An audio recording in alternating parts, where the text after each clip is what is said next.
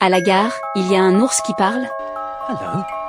avec une pancarte accrochée à sa poitrine, disant « Veuillez prendre soin de cet ours ». La gentille Anna décide de l'emmener chez elle. Un homme lui demande son nom. My name is...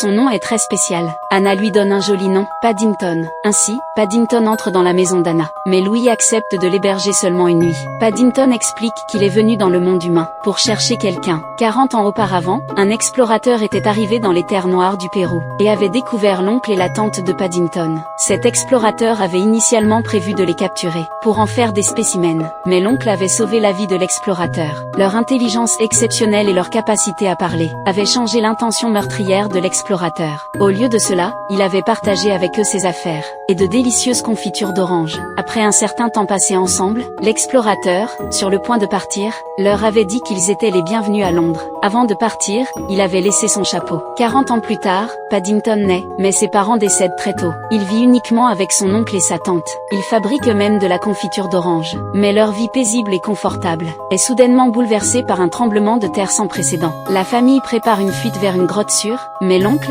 voyant leur maison de plusieurs décennies disparaître devant ses yeux, reste figé. Paddington l'appelle, mais il ne répond pas. Un grand arbre tombe, et Paddington ne peut que s'abriter en dessous. Le lendemain matin, il trouve le chapeau de son oncle. C'est ainsi que l'oncle perd la vie. La tante, désormais âgée, ne peut plus s'occuper de lui. Elle l'emmène donc au port, pour qu'il parte clandestinement à Londres à la recherche de cet explorateur. Ce film s'appelle Paddington. Suivez-moi pour plus de récits passionnants.